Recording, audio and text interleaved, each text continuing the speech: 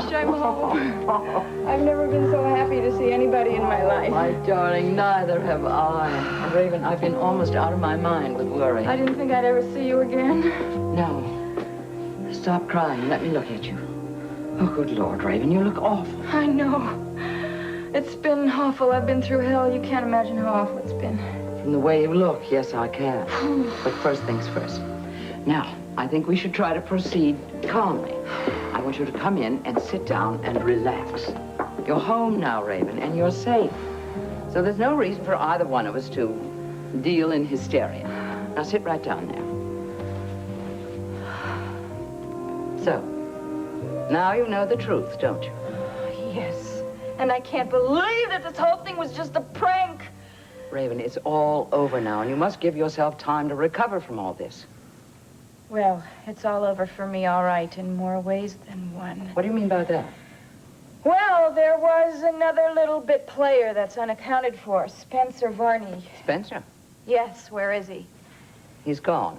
It was a mutual agreement. I'm not surprised. Raven, there are some things about Spenser that I don't want to hear anything more about Spenser. Of all the jokesters in this little game, his joke was the worst.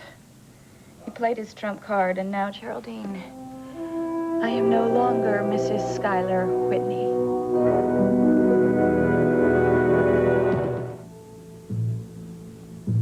Valerie, you have to believe me. Raven's full confession was on this tape. How do you expect me to react to a blank tape? She confessed to Spenser Varney. She confessed that the man she was married to was an imposter, that he was really Jeff Brown. Well, then that exonerates me. Raven must be your conspirator. No, she said that she didn't know his identity until after they were married.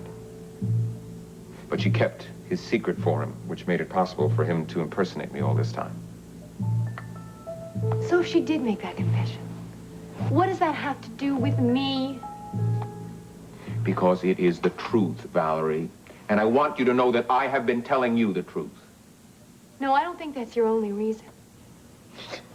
If you knew what Raven said on this... No, never mind. You're not going to believe this. A blank tape. It doesn't make it.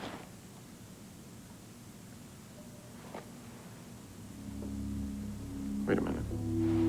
What? I put this tape recorder down for a few minutes. I went into the bedroom to change my clothes. While I was changing my clothes, Libby was changing this tape. I must say, Raven, you have aroused my curiosity. What did you mean when you said you were no longer Mrs. Schuyler Whitney? I don't understand. You love me, don't you? But of course. You could forgive me anything, right? Yes, I believe so. I have something to tell you. Something I've been hiding for almost a year. The man that I married was not Schuyler Whitney. He was not your nephew. I didn't know until after I married him, but I swear to you it's true. For heaven's sake, Raven, why didn't you admit it at the... Because I didn't know until I found these pictures and some papers. Proof that he was someone else. And who was he? His name was Jefferson Brown. He was a friend of Schuyler's. And after he saw that Schuyler was dead in the plane crash in Switzerland, he decided to become an imposter. He thought that it would be criminal to leave all the money to the government. It might have reduced the national debt. Yes. So he went to a plastic surgeon in Lucerne, Kenneth Bryson. I'm sure you remember him, and he had his face changed to look exactly like Schuyler Whitney. You don't even look surprised. I thought you'd be shocked. Go on, Raven. I want to hear it all from you. Well, he did some research on Sky and the Whitney family. And he came back to Monticello and made you and me and everyone think that he was the real Schuyler. But he wasn't. He was a fake. Wonderful. Adorable. But very clever. Fake.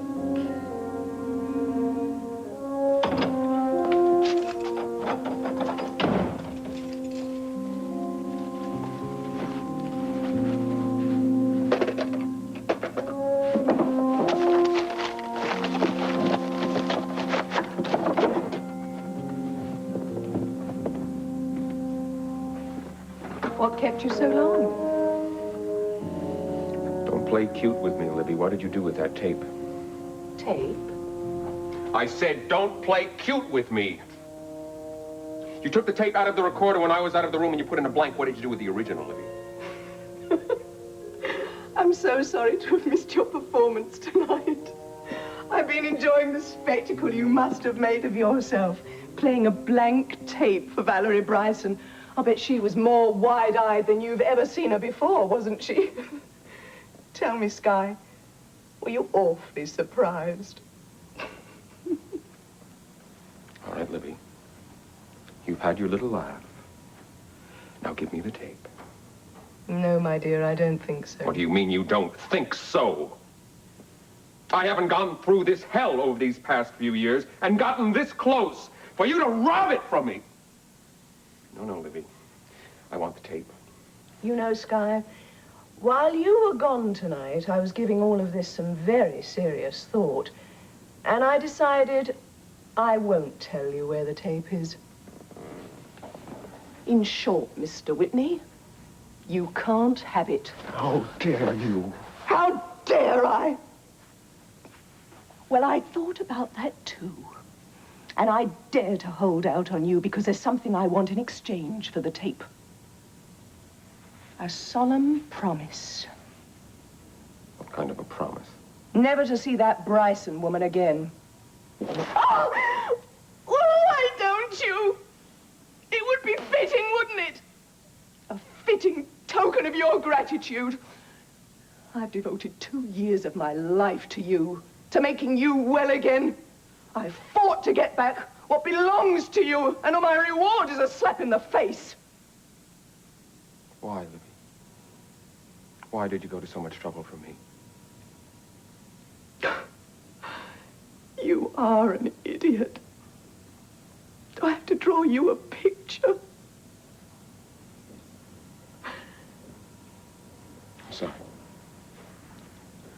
I'm sorry, but I want the tape. What's the matter with you? Are you so much in love with that sniveling little girl? Please, Sky, she can't be worth your fortune, your name. You're not going to blackmail me, Libby. I don't care what you choose to call it. Make up your mind. Oh, so help me, I'll destroy that tape. And you can be damned sure you'll never get another one like it again.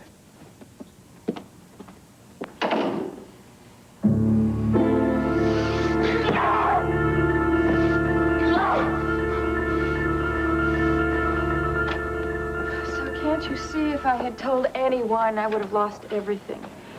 Depends upon what you mean by everything. I mean my house, my life, my name, my identity. Oh, come now. You really think that was your whole identity, being Mrs. Schuyler Whitney? Yes. And all this time I thought you were proud of being yourself. Just simply Raven. Oh. You're exhausted, aren't you? Yes, but I'm so tired I don't think I can sleep. Well, don't think about anything. Past, present, or future. I don't want to think about anything, especially the future. Oh, I'm sure it's not going to be so bad. Oh, it will be. I can just see my whole life crashing. Oh, my God. What is it? I just remembered Smiley Wilson. I forgot to tell Jim Diedrichson that the building was going to be demolished. Raven, please don't think about that right now. We'll call Mr. Diedrichson in the morning. But he said they are not going to demolish a building in the nighttime. Now, you need your sleep. You're absolutely exhausted. Yes, I am. Then let's not talk about it anymore. Tomorrow morning, I'm sure you'll have a whole new perspective. You're 10 times the mother to me that my mother ever was. What would I do without you? Yes, I've often wondered about that myself. Hello? Geraldine? Yes. This is Schuyler calling. What do you want? Do you know where Raven is? I have reason to believe that she's at home. Yes, she is. I must see her. I must see her right away. No, not tonight.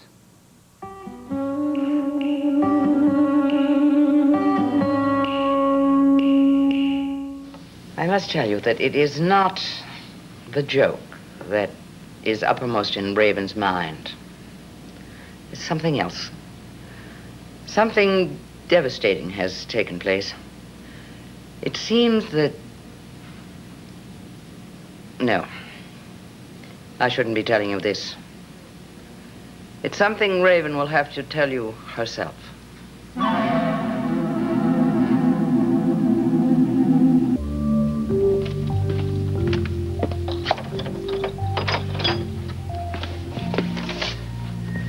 Oh, that's a dangerous toy.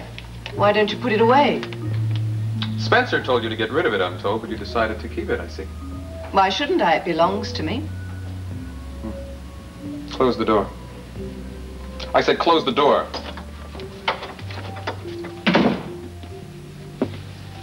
Would you please tell me what this is all about?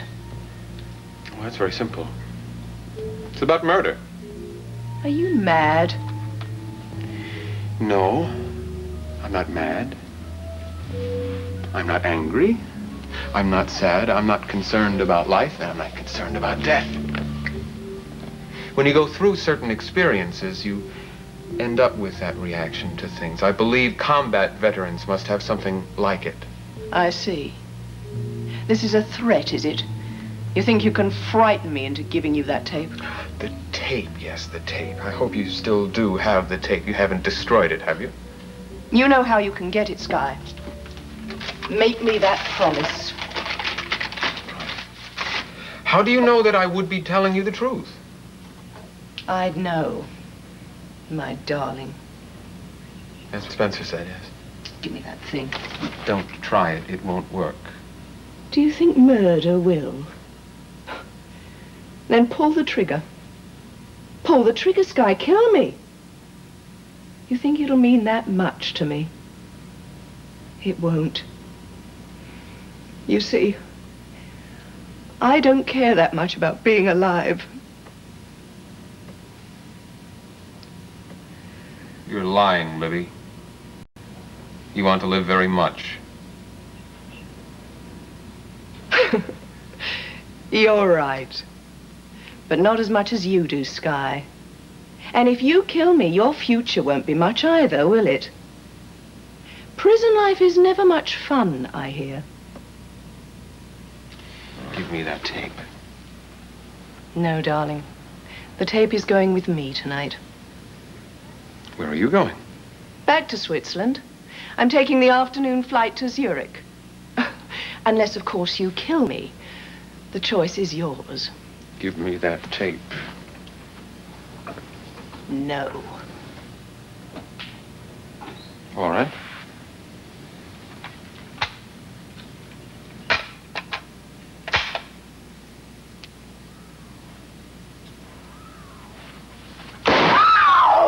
You are mad! No. I'm not mad. But you were right before. Prison life is unbearable. For women as well as men. What are you talking about? What do you think the police will think when they dig the bullet out from the couch and match it with the one that they dig from the body of Jeff Brown? Yes, operator. Get me the police, please. What do you think that the police will do then?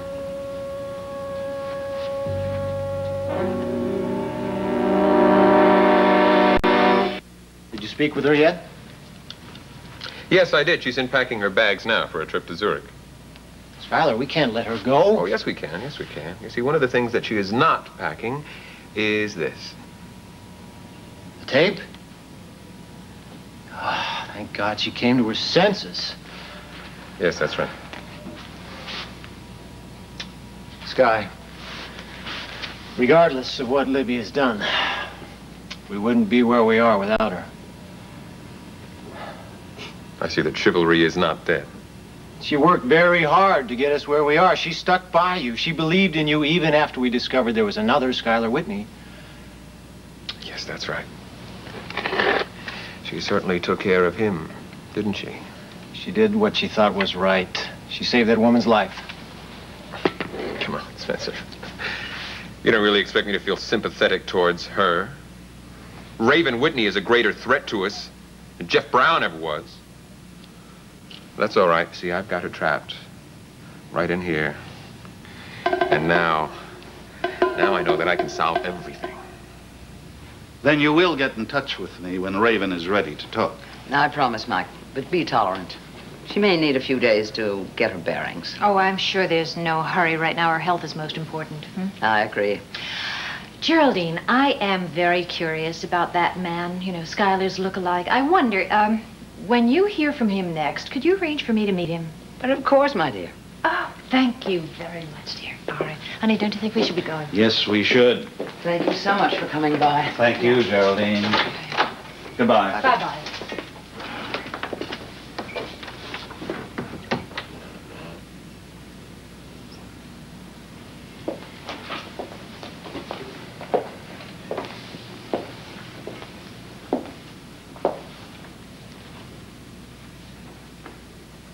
I simply couldn't tell them, Raven. I couldn't.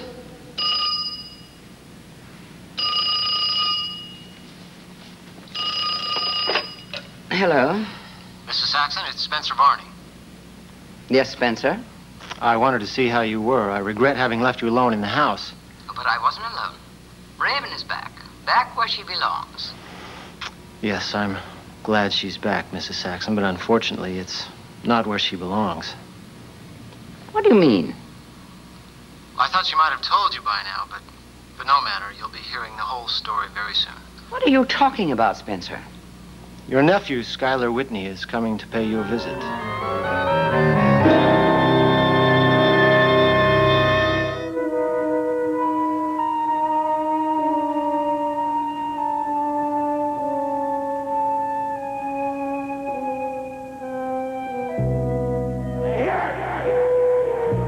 I got a real gun and real bullets this time, old Jimbo. So why don't you just back out, huh?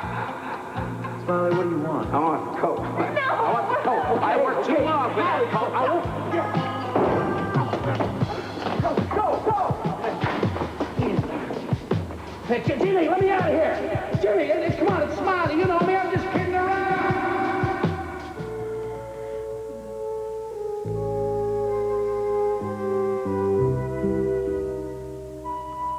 This whole building is going to be demolished. You hear them up there? They're going to demolish this place in half an hour.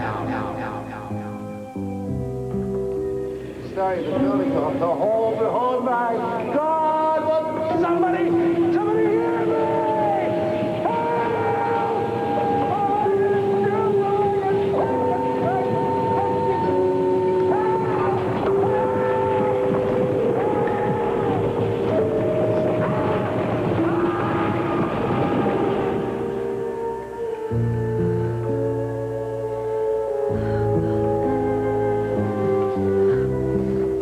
Nicole, I'm not at all sure when I'll be at the studio today, if at all. Oh, Geraldine, I really think you should stay at home. Raven will definitely be needing you there.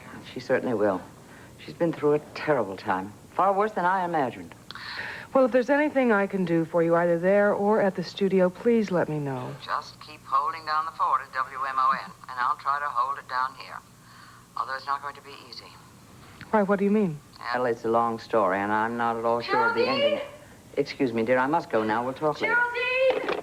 Raven, what is it? What's the matter? I forgot to tell you, no, I told you yesterday, Jim Diedrichson, we have to tell him that Smiley Wilson told me that the building was gonna be, blown up and he's locked in there and he might be killed. God, we must call the police. But it was supposed to happen at 10 o'clock, it might be too late. We'll call them anyway. Oh, God. I don't know if I can take any more of this. Yes, Derek, of course I understand. No, I'm sure that she will be more than glad to cooperate as soon as she gets some rest. Right, and thank you very much for your consideration. Goodbye. Oh, it's bad news, isn't it? The police already know about this Smiley Wilson person. Apparently, Jim Diedrichson called them before. Oh, God, it's too late. No. Isn't it? Yes, Raven. It's hours too late. What? Did they find Smiley Wilson's body? No, they haven't. They're searching through the rubble right this very minute. Oh, God, this is horrible. Now, Raven, please. I don't want you to have any sense of guilt about this. The man brought it on himself. I know, he scared me to death. He kept trying to get my mink coat. Don't tell me he did all of this for a mink coat.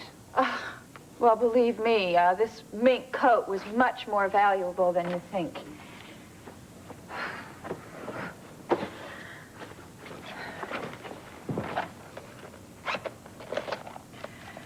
What is that? $20 million. My dear. I know, it's crazy. I've been carrying around $20 million like it's pocket change. What in heaven's name did you intend to do with all of this? I was going to run away to South America. That's why you went to New York. And that's why you were at the mercy of those dreadful people. Yes, Nora Fulton's friends, and she knew all the time I didn't even have to leave the country. It's a wonder you got away at all. Wasn't there something about a policeman? He wasn't really a policeman. He was Smiley Wilson's brother, Hector Wilson, and that's what I can't believe about this whole thing. Two of them. Hector Wilson and Jim Diedrichson have both saved my life, which reminds me. I have got to call Jim Diedrichson. What for? Because I want to find out if he knows anything more about Smiley Wilson. He'll probably be at Gavin's old number, right? Raven, the best thing you can do for yourself is to sleep. I don't think the full reaction to this whole thing has set in as yet. I'm surprised I didn't have a nervous breakdown. But I'm so cold. Is the air conditioner on? No, you may have a slight fever, and that wouldn't surprise me. Yeah. I think I just need to sleep. I didn't sleep very well last night. Please try, dear. Geraldine. Yes? They're gonna take it all away from me, aren't they? Raven, try not to think of anything right now. Just try to sleep.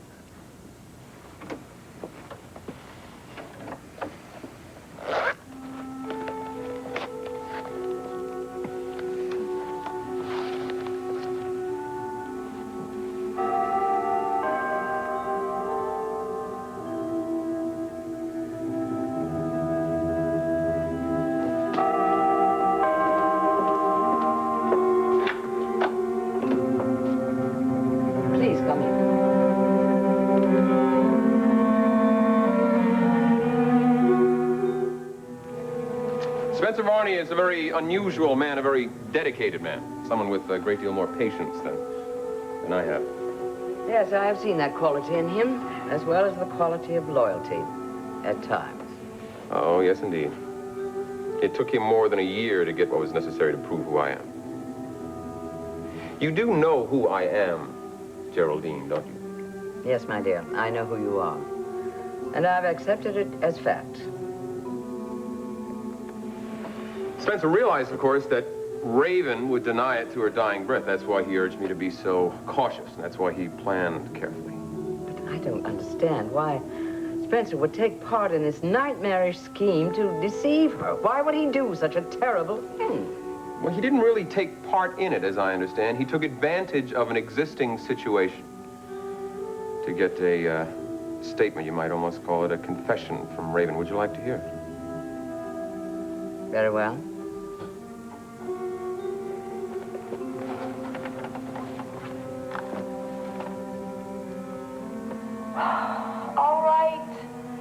All right, it's the truth. But I didn't know it until after we were married and we moved into the Whitney Mansion, and then I found some papers and a picture. But eventually he admitted the truth to you. Yes, he admitted everything. He told me about the plane crash. When he saw that Skylar Whitney was dead, he figured he didn't want to just let the money go to waste. Yes, what a shame. Yes. So he went to the clinic in Lucerne, Dr. Bryson's clinic, and he used the name Jim Diedrichson. Lord. Something is absolutely incredible. I was totally fooled myself. Oh, yes, he was a master at what he did. There's no doubt about that.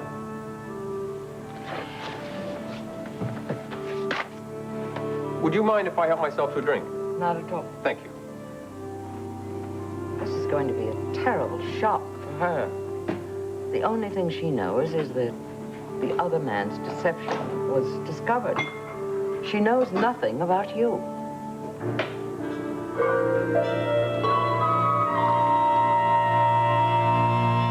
So you see, she thought I was dead as well. My dear young man, she doesn't even know that you exist right up to this moment. And that's why I want you to do me a very great favor. What's that? I want you to give me a chance to prepare her. This is going to be a terrible shock to her, Skylar. And heaven knows she's had enough of that recently. Well, it can't be avoided. Would you mind if I help myself to a drink? No, no, not at all. I know it can't be avoided, but it could be softened if she knows what to expect. I would have told her before, but I wasn't sure she was well enough. Where is she now? She's upstairs asleep. But I can assure you, I can absolutely promise you. Oh, my God.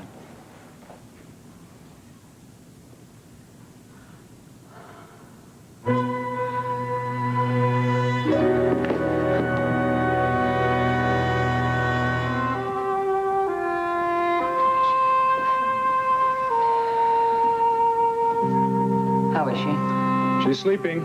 She ought to sleep for quite a while now. I know she slept very little last night. Well, medication I gave her ought to keep her nice and drowsy.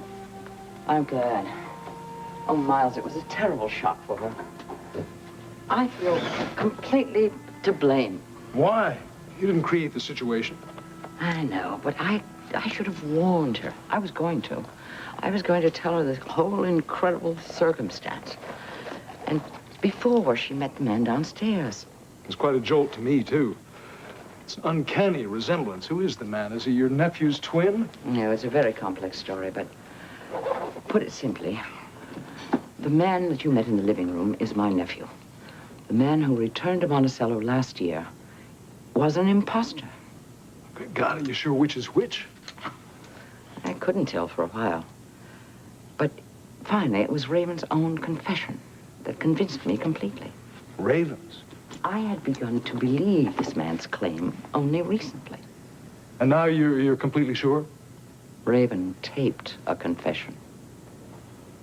Are you telling me that Raven knew that she wasn't married to the real Sky Whitney? Apparently, she didn't know that until after they were married. And then she decided not to give away his secret. But now she has. Yes. He played that tape for me just now. Just before Raven came downstairs so unexpectedly. That was the first time she had seen him? My dear, she didn't even know there was a man who looked exactly like her dead husband. I'll stay with her for a little while, yes, if that's all right. I think that'd be a good idea, thanks.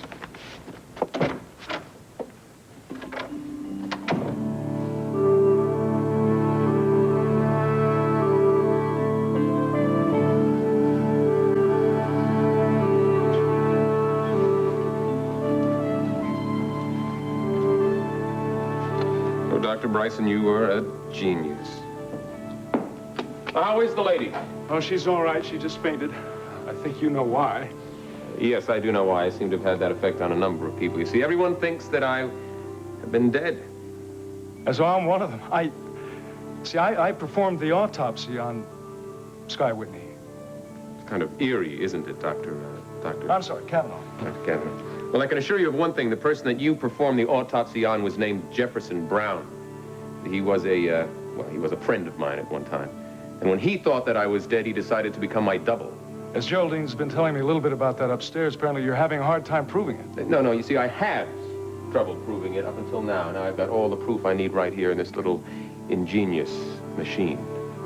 And when this becomes public, the whole world will know that I am Skylar Whitney and that this is my house.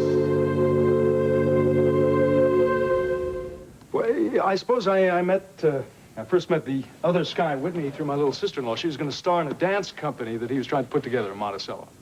Yes, I heard about that. You know, it's been very interesting for me to read about the exploits of myself. I haven't been terribly successful, have I? Well, no, he wasn't much of an impresario. He was very rough on his star performers, or he would delegate the rough stuff to a servant he had named Gunther. Gunther Wagner. Did you know him?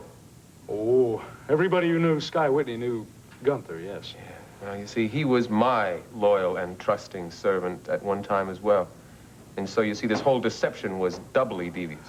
And do you think you're going to be able to clear it up with that one reel of tape? Oh, yes, I have no doubt about it in the world. Miles. Yes, what's the matter? Raven's awake. She's awake? She must be more agitated than I thought to fight the medication like that. She wants to see you, Skylar. Me? Yes, she's almost hysterical about it. Said she can't rest until she does. I don't think she believed what she saw. Can't blame her. Well, of course. Look, I'm not so sure it's a good idea. I've waited a long time to see this woman, Doctor. Excuse me.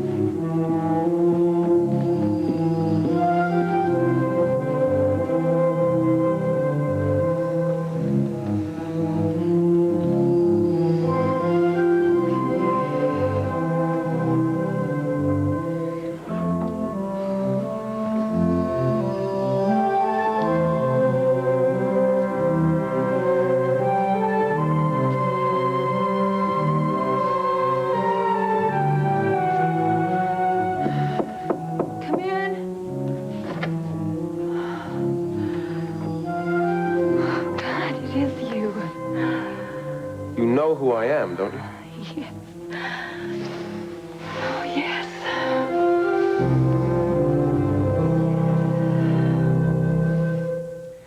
Well, Geraldine, you weren't the only one who was deceived. Of course not.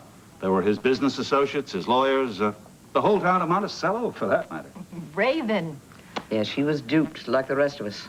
For a time, anyway. Well, she must have been incredibly shocked. I mean, she must have thought that she was seeing her dead husband standing there right in front of her. She took one look at him and collapsed. Geraldine, I'm thinking about the legal aspect of this thing. There'll have to be total verification for your nephew to simply take over the estate. Yes, there's a great deal at stake. I would hope that when we start digging into all this, we'll find a number of things to corroborate the truth. Jefferson Brown must have left a trail we can follow, but until all the loose ends are tied together legally, it's going to pose problems for Raven. Raven's whole life is threatened. At least she feels it is. She is absolutely terrified of having to give up all of those things she thought were hers. Excuse me. Hello? Mr. Carr, this is Skylar Whitney. Oh, yes, Mr. Whitney. My Aunt Geraldine told me that she would be visiting with you this evening, and I was wondering if I might take the liberty of calling you at home. Has she told you my story? Yes, as a matter of fact, we were just discussing. Well, as I'm sure you can imagine, the most important concern for me right now is what legal course to take, and, well, I was wondering if I might be able to confer with you. If I can help in any way, I'd be glad to. Tell you what, why don't you join us here this evening, and we'll discuss it further. Thank you very much.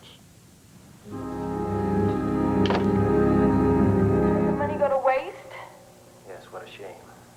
Yes. So we went to the clinic in Lucerne. Dr. Bryson's clinic, and he used the name Jim Diedrichson. Diedrichson? Yes. And he was there 3 months. That's how long it took to make him look exactly like Skylar Whitney. But he didn't hurt anybody, Spenser. Skylar Whitney was dead. He didn't need all that money. That's it. It's incredible. Mr. Whitney, tell me one thing. Wasn't this confession obtained under duress? I don't know, Mr. Carr. Spenser Varney simply traded one bit of information for another. I mean, in exchange for this, he told Raven what this Johnny Gentry's version of the events were that happened at the Revere penthouse. Events that were faked? That's pushing awfully close to blackmail, isn't it? I mean, I'll give you this only if you give me that. Oh, Mr. Carr, I mean, what is business? What is commerce? I mean, it may have been a devious way of going about it, perhaps. But how else was he about to get the truth from Raven? I don't think we can judge harshly, Skylar. We haven't heard all the facts. We've heard all the pertinent ones, Geraldine. At any rate, before I recommend any course of action, we'll need independent verification from Raven of the statement she made on that tape. Yes, and then? Then I suggest you hire an attorney and start making plans to contest the ownership of the Whitney estate. Contest? Well, why should I have to contest? It's mine. It's always belonged to me. Perhaps, but there will be technical hurdles. I think you'll find that there will be legal ramifications. Or you might even think of settling quietly out of court when the time comes. I don't think there's any necessity of thinking in terms of a legal battle. Not now. For Raven's sake, I hope not. Oh, Raven, dear. Oh, boy, I think I just had the longest sleep of my life. Let me pour you some coffee. No, no, no. I don't want anything right now. I just had the strangest awakening because I had this dream, and then when I woke up, I think it was real. Because I saw Sky. He was real, wasn't he? Yes, my dear, he is quite real and quite genuine. But he's supposed to be dead. I mean that he is Schuyler Whitney, my nephew. The man who should have come back to Monticello last year and claim his name and fortune, but didn't. Because he was too ill to leave his hospital bed in Switzerland.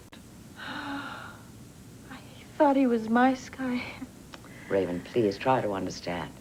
You're a stranger to him, a complete stranger.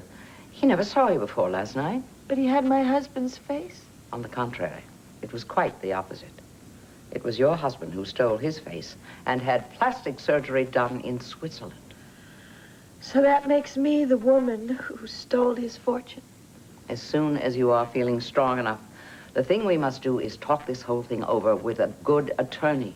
Oh, boy, I'm gonna need some good advice. And not just because of Schuyler's claim on the estate. Surely you must know that there is the question of culpability here. Your husband was guilty of a very serious criminal offense. It was grand larceny on a grand scale. He didn't rob Schuyler Whitney. We both thought he was dead. The unfortunate thing, Raven, is that you knew about the deception. I think I'm gonna have to talk to somebody like Mike Carr. Mike Carr is the district attorney. You need a lawyer of your own. No, I need a friend. Hello, Mike Carr, please. Raven Whitney. Thank you. I just hope this is really Mike Carr, because you want to know something? I just don't even know anymore if I know the difference between illusion or reality. I dare say you will learn the difference very soon. Mike? Raven, it's good to hear your voice. How are you? I'm all right.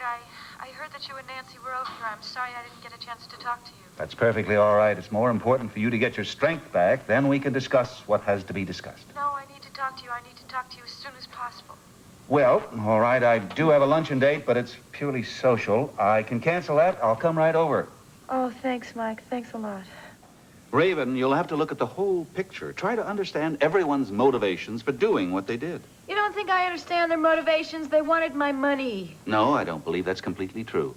Not for most of the people involved in this prank. I don't even really want to talk about this anyway. I have a much bigger problem, and I need your help desperately. I understand. I didn't mean to change the subject. Go ahead. The thing is, if I don't do something soon, I'm not going to have any money. I'm not going to have this house, and I'm not even going to have my own name. Are you talking about the man who claims to be the real Schuyler Whitney? Yes. Tell Mike what happened to you when you were in the jail cell and believed that you were arrested. Oh, God, it was horrible. First of all, they made me think that I was going to have to face a jury trial and that I might possibly be convicted of murder. I do know what happened to you, at least until your flight to New York and then your return here. Then Smiley Wilson stuck me in a cell with no food, no water, no electricity, no nothing. Then Spenser Varney shows up all of a sudden and says he can help me. And just how did he intend to do that? By having a signed confession that he was going to give me, a confession written by Johnny Gentry, who was the only one that knew that I didn't kill Jinx Avery. Of course you didn't kill Jinx Avery. But I didn't know that at the time. I thought I did. So I desperately needed this confession. And he wouldn't give it to me unless I signed my own confession. About your husband and the fact that he was an imposter. Yes.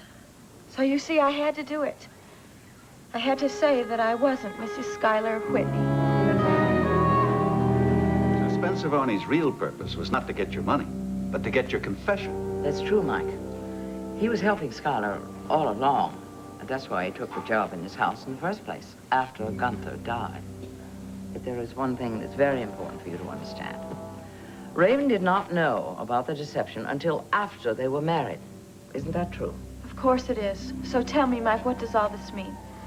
Can he just come in here and take everything? And can he come in here and take my house away and take my cars out of the garage and take all my money out of the bank and strip me of my name? Can he possibly do that? Raven, if it really is the truth, if he can prove his identity, there is no way of preventing him from taking what's rightfully his. What about possession? Isn't that 9/10 of the law or something like that? 9 points of the law is the phrase, but in this case it doesn't apply. Why not? It can't be that simple. I don't care who he is. He can't come into my house and just Just take everything. He can't do it. You can't let him. You've got to understand, I'm no longer in private practice. I don't care. You have to help me. To be perfectly frank, Raven, I don't think I can help in this situation. Why not? If he is who he says he is, and your husband was an imposter. It's not true. My husband was Skylar Whitney. This man is the imposter. What in heaven's name are you saying? It's the truth. Now, wait a minute, Raven. What about your confession? Are you recanting that confession? Yes, I am, because it was not true. I was forced into making that confession.